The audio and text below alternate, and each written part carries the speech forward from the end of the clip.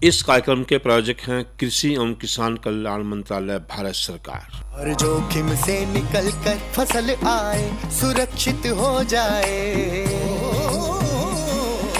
फसल बीमा से हर किसान अब आत्मनिर्भर हो जाए। संकट के समय प्रधानमंत्री फसल बीमा योजना किसानों के लिए वरदान है।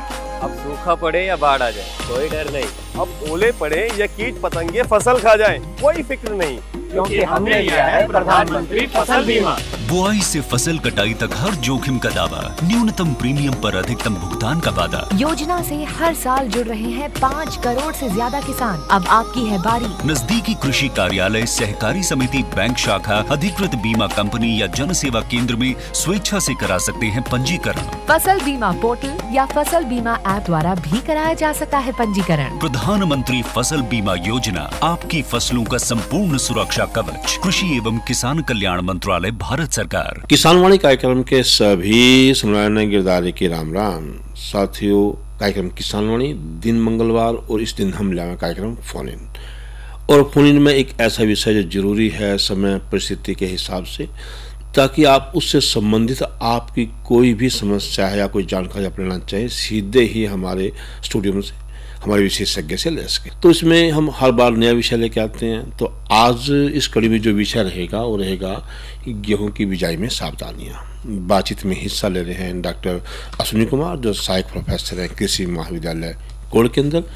उनसे बातचीत करेंगे वीरेंद्र। साथियों, जो संपर्क सूत्र रहेगा वो रहेगा 221-322। जो साथी कुरुक्षेत्र से बाहर के हैं या जो मोबाइल का प्रयोग करेंगे उनके लिए STD कोड आवश्यक है, और STD कोड रहेगा 01744, यानी 01744 221-322 पे आप जो है फोन करके जो है अपनी समस्याओं का समाधान या और कोई जानकारी उसके साझा कर सके। स्टूडियो में चलेंगे, लेकिन उससे पहले आपको एक जानकारी अवश्य देना चाहेंगे। कृषि और पशुपालन भारतीय अर्थव्यवस्था का आधार और आत्मा है। हमारे अन्नदाता जहां एक ओर अपने कठोर परिश्रम से अनाज उगाकर खाद्य सुरक्षा सुनिश्चित करते हैं, वहीं पशुपालन के जरिए अपनी आय भी बढ़ाते हैं।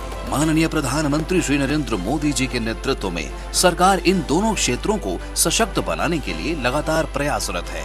इस दिशा में उल्लेखनीय कार्य करते हुए प्रधानमंत्री किसान सम्मान निधि योजना के तहत छोटे और सीमांत किसानों को सालाना 6,000 रुपए की मदद की जाती है, जिससे 11 करोड़ से अधिक किसान परिवारों को अब तक 3.25 लाख करोड़ रुपए से अधिक की सहायता मिली है। पीएम किसान सम्मान निधि भारत के किसानों का बहुत बड़ा संबल बनी। उनके छोटे छोटे खर्चों के लिए ये किसान सम्मान निधि बहुत काम आ रही। पीएम किसान की 18वीं किस्त के रूप में आज प्रधानमंत्री द्वारा 9 करोड़ 40 लाख से अधिक पात्र किसानों को 20,000 करोड़ से अधिक की धनराशि सीधे उनके बैंक खातों में ट्रांसफर की जा चुकी है। इसी के साथ नमो शेतकरी महासम्मान निधि की भी 5वीं किस्त जारी की जा चुकी है, जिसमें महाराष्ट्र के 91 लाख से अधिक किसानों को 2,000 करोड़ से अधिक का अतिरिक्त लाभ मिलेगा। भारत सरकार की ऐतिहासिक 10,000 FPO योजना के अंतर्गत 9,000 से अधिक FPO का पंजीकरण सफलतापूर्वक संपन्न हो चुका है, जिनमें करीब 23 लाख मेहनतकश किसान शामिल हैं। प्रधानमंत्री नरेंद्र मोदी जी द्वारा 2020 में शुरू की गई एग्रीकल्चर इंफ्रास्ट्रक्चर फंड के तहत किसानों को 2 करोड़ रुपए तक की वित्तीय सहायता दी जाती है, जिससे विकसित भारत की आधुनिक कृषि अवसंरचना का विकास हो रहा है। वर्तमान सरकार गठन के 100 दिनों के भीतर 6,500 करोड़ की लागत से 10,000 से अधिक परियोजनाओं को मंजूरी मिली है। इसी अवधि में 7,516 परियोजनाएं पूरी हुई, जिसमें 1,929 करोड़ रुपए की स्वीकृत राशि शामिल है।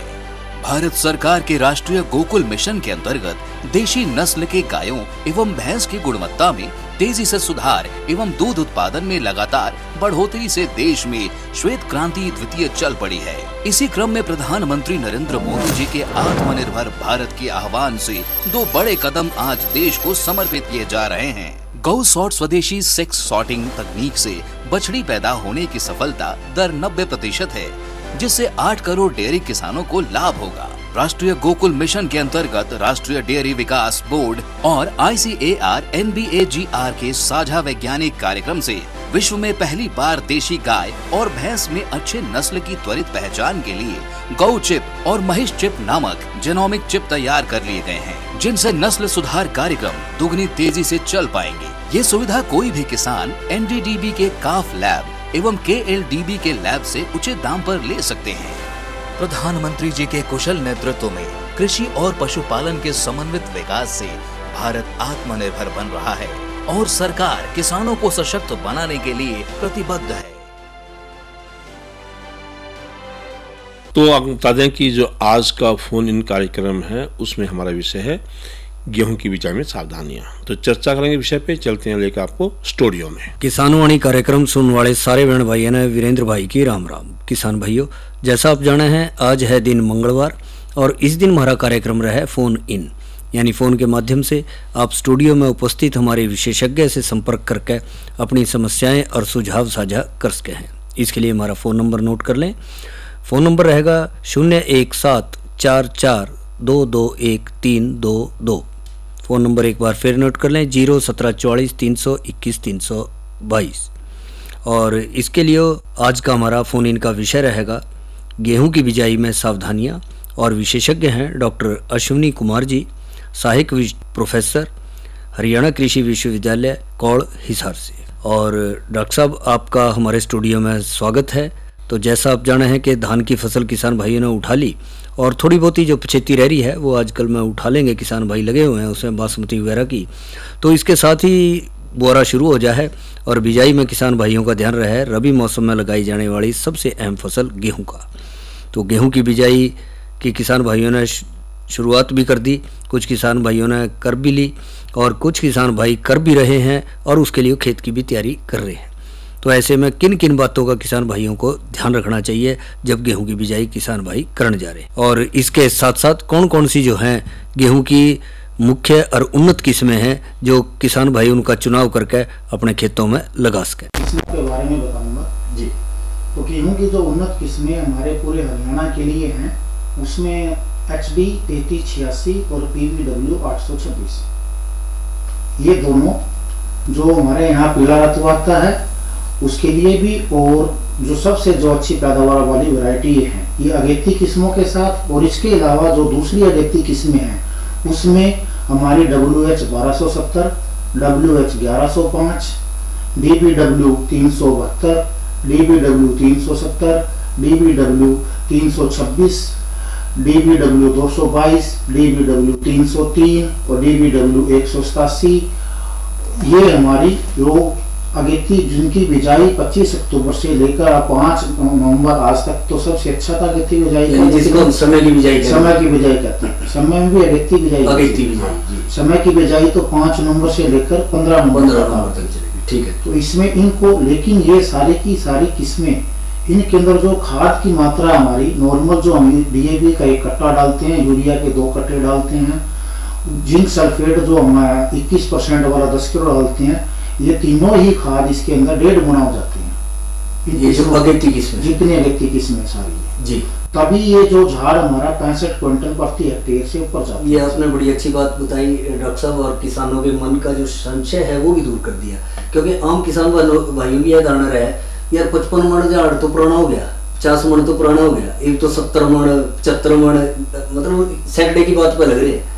तो उसका कारण भी यही होगा कि किस्म भी अच्छी हो और उसके साथ साथ खाद की मात्रा भी जो है उसमें बढ़ानी पड़ेगी, तब जाकर के यहाँ तक पहुंचे। क्योंकि अगर जमीन की हम फर्टिलिटी स्टेटस की बात करें वो हमारी कमजोर होती जा रही है, शक्ति घट रही है। एक तो आज के दिन सभी सरकार का, सभी हमारा भी जितने भी संस्थान हमारा होता है भी जो धान की जो पराली है उसको अवशेष है उनको खेतों में मिलाना चाहिए जी, उनको जलाना है, उनको खेतों से बाहर नहीं निकालना चाहिए, क्योंकि ये उसकी उर्वरक शक्ति को, जिसमें हमारी ऑर्गेनिक मैटर है उसमें ऑर्गेनिक कार्बन होती है, उसको बढ़ाना हमने बहुत जरूरी है। मतलब वो किसान भाई चढ़ाए ना सीधा खेत में मिला दें इसमें, और उसके लिए तो आजकल बहुत से यंत्र भी आ रहे हैं। हाँ, उसके जरिए मिला सकें। जो किसान भाइयों की समस्या थी कि भाई कैसे मिलाएं कैसे ना मिलाएं, तो काफी हद तक उसका समाधान हो रहा है। और इसके साथ साथ डॉक्टर अब इसमें दूसरा है जी, अगर 20 नवंबर के बाद दिसंबर तक जिन्होंने हमारी 75 बिजाई करनी है जी, तो 75 बिजाई के लिए जो हमारी 3 किस्में हैं, BBW 173, जी, उसके बाद हमारी PBW 571 और PBW 552, ये तीनों हमारी 75 बिजाई के लिए 75 बिजाई के लिए हमारी उन्नत किस्में हैं। तो किसान भाई इन उन्नत किस्मों के जो प्रमाणिक बीज हैं, सर्टिफाइड बीज, वो हमारा हरियाणा सीड डेवलपमेंट कॉर्पोरेशन है, कोई भी अच्छी है, इसके बाद जो HAU हिसार है, या फिर हमारा जो Indian institute of wheat and barley research Karnal है, यहाँ से ले सकते हैं उनका बीज। यानी प्रमाणिक संस्था से बीज लें। प्रमाणिक हो और या दुकानों से बीज का बिल जरूर लें, और मिनिमम प्रमाणिक बीज होना चाहिए, और दुकान या जो संस्थान आपके विश्वसनीय हो उसी से लें, और बीज जरूर ले लें उसके बाद। क्योंकि आजकल एक प्रचलन सा चल गया डॉक्टर साहब कि संकर नस्ल के बीज आ रहे हैं, बहुत सी कंपनियां बना रही हैं, उसमें से वही झाड़ ज्यादा देगा, ये देगा, पर कई बार किसान भाई धोखा भी खा जाए, निकलता कुछ नहीं और फिर चक्कर काटेगा। तो उसके लिए जरूरी है भाई प्रमाणिक संस्था से जो है बीज ले, और विश्वसनीय स्रोत है ना, उससे बीज। और यहाँ पर डॉक्टर साहब एक बात और आती है, बीज की जब बात चल रही है तो बहुत से किसान भाई अपना जो पारंपरिक बीज है इस साल लगा लिया, अगले साल के लिए रख लिया, अपने घर के खर्चा भी रख लिया और बीज के लिए भी रख लिया। तो क्या गेहूं का बीज बिजाई के दौरान हर साल बदलना चाहिए, या जो पहला ही बीज लगा लिया रख लिया वो 2-4 साल चल सके, जिससे किसान भाई का थोड़ा खर्चा तो कम हो जाए? हर बार बीज बदलना चाहिए। अच्छा, हर बार बीज बदलने का फायदा ये होता है जी, तो बीज दूसरी जगह से विश्वसनीय सोर्स से आता है ना जी, वो हमारी मिट्टी में मैक्सिमम पैदावार देता है। जो नया बीज हो या आपका सर्टिफाइड बीज हो, दूसरी जगह कोई सोर्स हो, तो वो हमेशा 1 एकड़ में ना आपका 1 क्विंटल फालतू निकलता है जी, उसका ये फायदा रहता है। उसका ये फायदा रहता है। और दूसरा ये भी हो जाए, घर में रखे हुए बीज में कई बार डोरा वो भी हो गया जी। एक तो है ना हमारा बीज उन्हीं खेतों में दोबारा डालेंगे तो उसमें फिर पैदावार मैक्सिमम नहीं आ पाती, ठीक आ जाती है संतुष्टि वाली, लेकिन उस बीज का बीज उपचार करना बहुत जरूरी है। और वो पहले से उपचारित आ रहा है, वो पहले से उपचारित आ रहा है। तो उपचारित बीज को भी दोबारा किसान भाई उपचार करके वो है नहीं, वो जो उपचारित बीज है हमारा उसको तो हम सीधा बो सकते हैं, लेकिन अगर अपना बीज रखा हुआ हमने, घर का बीज रखा हुआ, तो उसका बीज उपचार फफूंदीनाशक से और कीटनाशक से करना जरूरी है। वो जरूर उपचार करें, बिना उपचार किया हुआ हमने अपने खेतों में बीज नहीं बोना। और इसके साथ साथ डॉक्टर साहब बीज की मात्रा क्या रहेगी? बीज की मात्रा जो अगेती बिजाई और समय की जो बिजाई हमारी, उसमें 40 किलो प्रति एकड़ है हमारी। 40 किलो। 40 किलो। एक जो किसान भाई अगर मशीनों से बोते हैं तो 40 किलो ही रहेगा, लेकिन जो छिटा मार के भी कुछ किसान बोते हैं तो उसमें है ना 10 किलो बीज हमें बढ़ा लेना चाहिए। 50 किलो लेने। 50 किलो लेने, और जो इसके बाद 15 नवंबर के बाद या 20 नवंबर के बाद जो 75 बिजाई है उसमें 10 किलो बीज और बढ़ जाएगा, मतलब 50 का भी 60 किलो हो जाएगा उसमें 75 बिजाई। और ये 15 सेंटीमीटर हमारा उसमें ड्रिल के अंदर जगह होती है, जो उसका लाइनों में तो स्वयं होती है, लाइन से लाइन का हमारा जो है वो उसमें वो हमारा 15 सेंटीमीटर के फर्क पे हमारी लाइन, तो वो तो ड्रिल को बांध दे उसमें ऑटोमेटिकली उसमें चलता रहेगा फासला जो रखना। और उसमें ड्रिल बेहतर रहेगी डॉक्टर साहब, या फिर आजकल सुपर सीडर चल रहा है वो बेहतर रहेगा? अगर हमारे फाने भी हमने साथ में मिलाने, छोटे छोटे फाने पराली के रह जाते हैं, पराली जो रहती है उसमें सुपर सीडर तो मतलब वो है, उसके अंदर हमारी एक ही बिजाई में मल्टीपल तीनों काम हो जाते हैं उसमें। ठीक है, फाने भी हमारे उसके अंदर जमीन के अंदर मिला दिए उसने, उसके अंदर हमारा खाद भी डल गया और बीज भी डल गया और लेवल भी हो गया, खेत भी तैयार हो गया। और ड्रिल के लिए ये सारे काम अलग अलग करने पड़ेंगे। हाँ जी, और खेत बेहतर तैयार करना पड़ेगा जिससे कि वो रुके ना उसमें। हाँ, तो इसलिए ये जो बेहतर रहेगा। डॉक्टर साहब चर्चा हमारी जारी रहेगी, एक फोन कॉल है। Hello hello hello, Ram Ram ji, आपका नाम? बलबेड़ा है गांव का नाम। गांव का नाम बलबेड़ा, और आपका नाम? मनोज कुमार है। हाँ जी मनोज कुमार जी, आपका स्वागत है हमारे कार्यक्रम में। धान वगैरह उठा लिया, बिजाई की तैयारी कर दी? कणक का गेहूं का उत्पादन कैसे बढ़ा सकते हैं? अच्छा, तो डॉक्टर साहब जवाब दे रहे हैं, आप जरा जुड़े रहो। डॉक्टर साहब बलबेड़ा किसान कुमार है, मनोज कुमार किसान है, वो जानना चाह रहे हैं कणक का उत्पादन कैसे बढ़ाएं। वैसे तो मनोज कुमार जी इसी विषय पे बात चल रही है, उसी को बात कर रहे हैं, तो ध्यान से सुनो डॉक्टर साहब की बात। सबसे पहले तो जी आपको जो बीज है ना, जो मैंने वैरायटी पहले ही बता दी किसमें, आपने जो बीज है ये हमारी HD 3386 या PBW 826, 2 वैरायटी तो ये होगी जो इसी साल हमारी नई आई है। इसके अलावा हमारा DBW 372 DBW 370 और DBW 326। अच्छा जी। और इनके बाद फिर हमारी जो हरियाणा कृषि विश्वविद्यालय की जो किस्में हैं वो है हमारी WH 1270 और WH 1105। तो इनमें से आपने प्रमाणित बीज लेना है सबसे पहले। तो वो 40 किलो ड्रिल के साथ आपने बीजना है। वो इनके अंदर जो मैंने खाद का बताया था ना जी, चाहे DAP हो, चाहे यूरिया हो, चाहे जिंक सल्फेट हो, वो आपने 1.5 गुना डालना है। नॉर्मल अगर DAP का 1 कट्टा डलता तो यहाँ पे आपका 1.5 कट्टा डलेगा। यूरिया के 2 कट्टे डालते हैं तो यहाँ 3 कट्टे डलेंगे। जिंक सल्फेट जो हमारा 10 किलो डलता है, यहाँ पे आपका वो 21% वाला 25 किलो डलेगा। बाकी आपने पानी जो पहला पानी लगाना 21 से 25 दिन पे लगता है वो। अब उसकी जो एक मेन समस्या है जी, जो हमारी मडूसी है, उसका आपने नियंत्रण शुरू में ही करना आपका, क्योंकि धान के बाद धान गेहूं चक्कर में जो हमारी मडूसी है उसके प्रति हमारी प्रतिरोधक क्षमता हुई है। उसके लिए हमने जो खरपतवार नाशी है उनका तरीके से हमें उपयोग करना पड़ेगा। वो आगे मैं जब उनका बताऊंगा इसमें, तो उसमें आप रहना लाइन पे, मैं उसको बता दूंगा। और अगर बारिश हो जाए तो दिसंबर तक तो आपने 5 दिन बढ़ा देने हैं पानी लगाने के। दिसंबर के बाद, जनवरी के बाद फिर बारिश हो जाए तो आपने 2 दिन बढ़ा देने हैं, जो भी आपने 6 पानी लगाते हैं। और पहला पानी आपने 21वें दिन पे लगाना है। और जो हमारी जो इसकी जो दवाइयां हैं खरपतवार नाशी की, अगर 0 से 3 दिन में ज्यादा नमी के अंदर डालनी है, नहीं यहाँ नहीं डाली है तो शुरू में तो आपने पहले पानी से 18वें दिन आपने इस दवाई का स्प्रे करना है। तो ये अगर चीजों का ध्यान देंगे आप, तो आपका धान, आपका गेहूं निश्चित रूप से जो भी आपके खेत की पैदावार रहती है उससे 2 क्विंटल फालतू निकले। तो डॉक्टर साहब, ये किसान भाई मनोज कुमार का प्रश्न था कि भी उत्पादन कैसे बढ़ाए।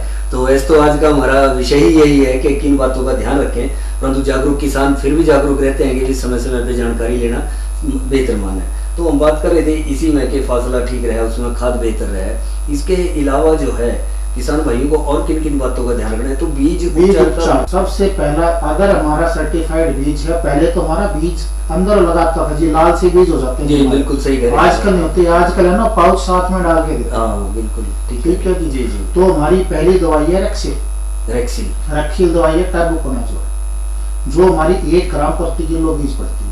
1 ग्राम प्रति किलो बीज पड़ती है। तो 40 ग्राम दवाई है टैबुकोनाजोल, रेक्सिल के नाम से आती है। आपने 40 किलो 1 एकड़ के बीज में मिला देनी है इसको, ठीक। अगर आपको रेक्सिल नहीं मिलती आपने, तो दूसरी दवाई है हमारी बायोस्टिन 2 ग्राम प्रति किलो पड़ती है। ये थोड़ी ज्यादा लगेगी। हाँ, ये 2 ग्राम लगेगी। तो ये किसान भाई परिचित, भली बात परिचित भी होंगे बायोस्टिन से, तो काफी लंबे समय से लंबे समय से आज के दिन भी बायोस्टिन हमारी बड़ी सदाबहार दवाई है। तो ये दोनों दवाइयां हैं जी, जो इसके अंदर हमारा करनाल बनटाता है, लूज समट आता है, और जो हमारी कंगया, जो हमारी रत, उन तीनों बीमारियों से बीज से हमारा उपचार हो जाएगा, हमारा फायदेमंद रहेगा बीमारियों का। दूसरा, अगर कहीं रेतीले खेत होते हैं वहाँ पे दीमक भी हमारी समस्या बिल्कुल सही कह रहे हैं आप, छोटे खेतों में बिल्कुल रहती है। तो दीमक के लिए हमारी 5 ml क्लोरोपाइरिफॉस प्रति किलो बीज, 5 ml प्रति किलो 40 किलो बीज में 200 ml क्लोरोपाइरिफॉस लेनी है हमने। इसको 1 लीटर पानी में मिला के हमने 40 किलो बीज पे छिड़क के और बीज को मिला देना। तो पहले आपने शाम के टाइम तो ये मिला दो रेक्सिल आपकी, सवेरे खेत में बीज ड्रिल में डालने से पहले आधा घंटा पहले आपने क्लोरोपाइरिफॉस का दे के 200 ml क्लोरोपाइरिफॉस लेके 40 किलो बीज मिला के फिर उसको आप ड्रिल में डाल दो आधा घंटा पहले। यानी दोनों दवाइयां हम इकट्ठी इस्तेमाल कर सकते हैं। एक आपने पहले अंतर के बाद समय अंतर, एक शाम को लगा ली, एक अगले दिन सवेरे लगा। फफूंदीनाशक आपने शाम को लगाना है जी, और कीटनाशक आपने सवेरे लगाना है, जस्ट ड्रिल में डालने से। किसान भाइयों, ये विशेष बात जो है डॉक्टर साहब ने बताई, एक से ज्यादा रसायनों का यदि आप इस्तेमाल कर रहे हैं तो उसमें समय का अंतर रखें। जैसा फफूंदीनाशी का डॉक्टर साहब ने जिक्र किया कि शाम को लगा रहे हैं, तो कीटनाशी जो है जैसे दीमक के रोकथाम के लिए आपको इस्तेमाल करना है, तो अगले दिन सुबह बिजाई से आधा घंटा पहले लगा लें, तो उसमें उसकी भी रोकथाम हो जाएगी और उसका काफी फायदा जो है आपको लगेगा। तो इसके साथ साथ डॉक्टर साहब जैसा आप जिक्र कर रहे हैं कि भाई ये हम बीज उपचार करके अब हुए, तो इससे तो आने वाली जो काफी समस्या है, काला रतुआ, भूरा रतुआ, ये पीला रतुआ, ये ऐसी समस्याएं आ जाती है, इनका भी समाधान बीज और साथ में जो हमारा लूज समट आती है, तो उनका भी जो है यहाँ देखो कितना गहराई से जो सोचे किसान भाइयों, आने वाले जो समस्याएं हैं उनका हम बिजाई के दौरान ही उनकी रोकथाम कर सकें, बिजाई के हम आने वाले समय पर निर्भर हैं। दूसरा वीरेंद्र जी जो बीज उपचार है ना जी, इसमें सबसे कम पैसे में और मतलब जो हमारा बीज पे दवाई लगेगी, जमीन के अंदर जो भी हमारी गतिविधियां आएंगी सबसे कम हमारी जमीन इससे वो प्रदूषित होती है। जी, ये भी आपने अच्छा बताया और समय भी बचेगा किसान भाइयों का। हाँ जी, समय और पैसे तो बचते बचते सस्ता और टिकाऊ सस्ता और टिकाऊ तरीका है जो उसके साथ हम तो ये गेहूं में नहीं और भी अगर रबी की कोई भी जैसे जौ हो गया, जई हो गया, ये इस तरह के बोए जाएंगे इन दिनों में। तो इस सबके साथ साथ बीज उपचार की बात आपने करी डॉक्टर साहब। एक सवाल और किसान भाइयों के मन में चल रहा होगा, भाई बीज उपचार पे तो पहुंच गए, पर इसके साथ साथ खेत की तैयारी में किन किन बातों का ध्यान रखें किसान? खेत की तैयारी में इसमें एक तो मैंने पहले कह दिया आपको कि धान की पराली हमारी मेन फसल अवशेष, बिल्कुल फसल अवशेष का हमें ढंग से प्रबंधन करना चाहिए। सबसे अच्छा तो सुपर सीडर वाला पदार्थ है जिसे हमारी पराली है ना, एक तो एक ही बार में पराली भी हमारी जमीन के अंदर मिल जाती है, साथ में खाद और बीज हमारे तीनों चीजें हमारे डल जाती है जी। वो नहीं किया तो आपने फिर आपने पराली जमीन के अंदर पहले जो आजकल ये इनके जो हमारी कंबाइन होती है उनके पीछे ये सुपर एसएमएस लगती है। अच्छा, वो पराली को छोटे टुकड़ों में काट देते हैं, मतलब वो नहीं पहले की जैसे परंपरागत कंबाइनें थी, पीछे एक बुजड़ सा घेरते थे, इकट्ठा हो जाता है एकदम मुझे रह रहा था। अब ये सरकार की भी वो है। अच्छा, ये बिल्कुल ये हो कि अपने कंबाइन के साथ वो एसएमएस आपने लगाना है, वो इकट्ठा ढेर ना लगा और बिखेर दे, ये अच्छी यंत्र आपने बताया। दूसरा फिर सरकार की स्कीमें हैं, अगर आप किसी कारणवश आपके खेत दूर है, अगर आप ये नहीं कर पाए तो आप उस पराली के गट्ठर बनवा के वो भी आप अपने खेतों से उठवा सकते हैं, उसमें भी सरकार को सब्सिडी देती है। तीसरा है इसका जो सबसे मोटा काम, अगर आपकी पराली खेतों के ऊपर है खेत तैयारी करने के बाद जी, तो वो फिर जो गुल्ली डंडा है ना, जो गुल्ली डंडा के प्रबंधन में वो दिक्कत करती है। अच्छा, और कई बार है ना हमारा उसको बोलते हैं येलो स्टेम जी, कई बार जो दिसंबर में है ना वो कीड़े भी आ जाते हैं उसकी वजह से बारीक बारीक से दिखाई देने लग जाए कई बार तो उसमें। हाँ जी, तो इन तीनों चीजों की वजह से अगर खेत में फिर हमारी बुआई अच्छी तरह करें जी, ठीक है। आप कोई भी यंत्र ले लो, आजकल ट्रैक्टर भी हमारे काफी हैवी है, यंत्र भी हमारे अच्छे हैं। हाँ, आधुनिक कृषि यंत्र भी काफी महत्वपूर्ण भूमिका निभा रहे हैं खेती में, उसको आधुनिक बनाने में, उसमें देखा जा रहा है। यहाँ पे डॉक्टर साहब एक प्रश्न और करना चाहेंगे। कुछ किसान भाई तो जैसे आपने बताया कि यंत्र ही ऐसा बढ़िया आ गया, ये सुपर सीडर का जिक्र करेंगे सीधा बोलते, तो यहाँ प्रेवा यानी खेत में नमी, बीज अंकुरित होने के लिए कितनी नमी का मात्रा में होना जरूरी है? खेत की जुताई करके प्रेवा करने वाली विधि से बोए या बड़पत्थर पौधे के भी धान की गिल थी उन्हीं फानियों में काट दिया ट्रैक्टर? वो धान की बड़पत्थर में तो है ना कि बासमती के बाद करेंगे जो हमारी 75 बिजाई है उसमें तो उसी में करने उसका गिल मतलब रहेगी तब तक, क्योंकि अभी तो है ना टेम्परेचर हमारा थोड़ा ज्यादा है तो उसमें इतनी गिल बनी है। तो जिन्होंने पहले जो हमारे हाइब्रिड धान था जितना, उनमें तो प्रेवा करके फायदा जी, ठीक है। बाकी अब जो बासमती राइस है जो हमारी आजकल खड़ी है, कटने वाली है, कट रही है, उसके अंदर हमें ना उसमें सारा डायरेक्ट सीड ड्रिल से भी हम हो सकते हैं, लेकिन आपने इंश्योर करना पड़ेगा आपकी नमी उसमें ऐसी हो जैसे आप बुआई करते हो उसको आका लगाते हो तो उसमें आप किसान को पता लग जाता है। दूसरा फिर मैंने जो बताया था जी, हमने जो गुल्ली डंडा का नियंत्रण करना है, वो दवाई आज के दिन 0 से 3 दिन पे डलती है, वो भूल गए 30 दिन बाद दवाई डालती है। उसके अंदर नमी की मात्रा अगर हमारी सही होगी तो दवाई हमारे जमीन के ऊपर बहुत अच्छी लेयर बना देगी और वो फिर उसको गुल्ली डंडे को जन्म उसको हम लोग पैदा नहीं होते, क्योंकि ये बहुत बढ़िया चल रहा है पिछले कुछ सालों से। पहले तो जैसा आपने जिक्र किया 1 महीने के बाद जामने के बाद वो छिड़काव पहला पानी लगा दिया, उसके फिर 10 दिन के बाद ना छिड़काव। अब तो बिजाई के मेरे ख्याल में कुछ घंटे के अंदर ही छिड़काव करना सबसे बढ़िया तो है 24 घंटे के 72 घंटे के बाद तो नमी कम हो जाती है, फिर दवाई हमारी अच्छी तरह असर नहीं है। अच्छा, यहाँ पे डॉक्टर साहब छिड़काव की आप बात कर रहे हैं, ये 24 घंटे के अंदर या 72 घंटे, ये जो हमारे छोटे पीठ वाले यंत्र हैं छिड़काव उससे करें या वो बड़े वाले मल्टीपल जो नोजल यंत्र आ रहे हैं उसका इस्तेमाल करें? वो देखो जी, अगर जब बात करते हैं मत्स्य उत्पादन की जी, डॉक्टर साहब हमारी चर्चा जारी रहेगी। एक फोन कॉल है। हेलो हेलो हेलो, नमस्कार जी। राम राम डॉक्टर जी। राम राम जी, आपका नाम? जिले सिंह है जी नाम। जिले सिंह जी, कौन से गांव से? गोंदगारिया जी। बारी जी। अच्छा जी, जिनेश सिंह जी आपका स्वागत है हमारे कार्यक्रम में, अपना प्रश्न करें। जैसे ये डॉक्टर साहब कह रहे थे जी भी इसमें ज्यादा अपोजिट लेने झाड़ वास्ता भी डोडा खाद गिरना पड़ेगा जी। हाँ। तो इसमें जैसे DAP कम मिल गया जी, तो दोबारा से जो ये जो अपना CC वाला DAP है ना जो स्प्रे में होता है जी, तो ये भी दे सका जी बाद में। लेकिन आप दे तो सकते हो जी वो, हाँ जी, उसका वो दे तो सकते हैं बाद में।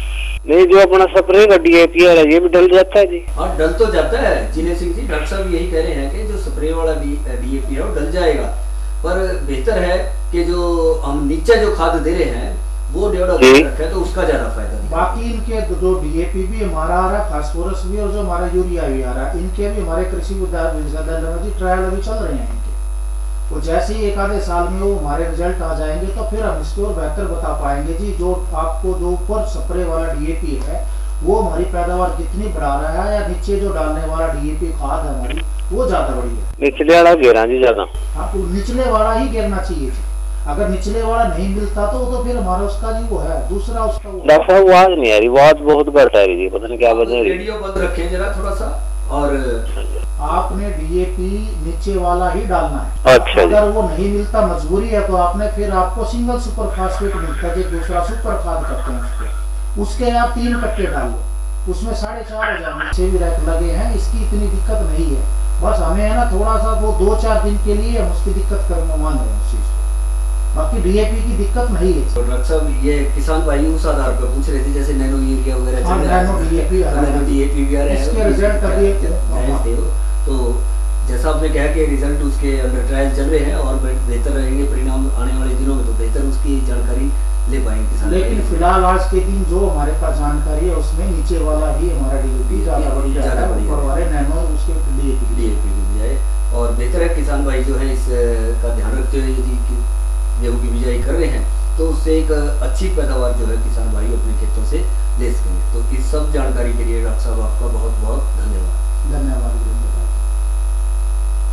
इस कार्यक्रम के प्रायोजक थे कृषि एवं किसान कल्याण मंत्रालय, भारत सरकार। इधर इधर इधर हम बोल रहे हैं तेरे बीजू का उतला बोल रहे हैं। पक्षियों से तो हम खेत को बचा लेते हैं, पर इन घातक रसायनों से कैसे बचाएं? मतलब? देख बेटा, तू जो ये अंधाधुंध रसायन मिलाता है ना, मिट्टी की सेहत बिगड़ने लगी है, और जब माटी ही कमजोर पड़ जाएगी तो उपज कैसे सेहतमंद होगी? अरे पहले ऐसा नहीं था, पूछना अपने बड़े बुजुर्गों से, कैसे फसल लहलहाती थी, शुद्धता झलकती थी। हाँ, माटी भी तंदुरुस्त और लोग भी। अरे अब पहली वाली बात कहाँ? पर अब तो सब यही डाले हैं। सब नहीं, आज भी लाखों जागरूक किसान परंपरागत विधि से फसल उगा रहे हैं, खर्चा कम और उपज की कीमत भी बेहतर पा रहे हैं। सच है? रे बेटे, एक्सपीरियंस से बता रहे हैं, धूप में बाल सफेद नहीं किए हैं। हाँ। ठीक है भाई, मैं भी आज से जैविक खेती शुरू करूंगा। माटी से प्रेम की परंपरा है, परंपरागत खेती। इसके गले आज का किसानवाणी कार्यक्रम समाप्त। आज के कार्यक्रम का जो हमारा विषय था फोन इन में वो था गेहूं की बिजाई में सावधानियां, और बातचीत में हिस्सा ले रहे थे डॉक्टर अश्विनी कुमार जो सहायक प्रोफेसर हैं कृषि महाविद्यालय कोल के अंदर, उनसे बातचीत कर रहे थे वीरेंद्र भाई। इसके गला कार्यक्रम के सभी सुनाने गिरदारी की राम राम।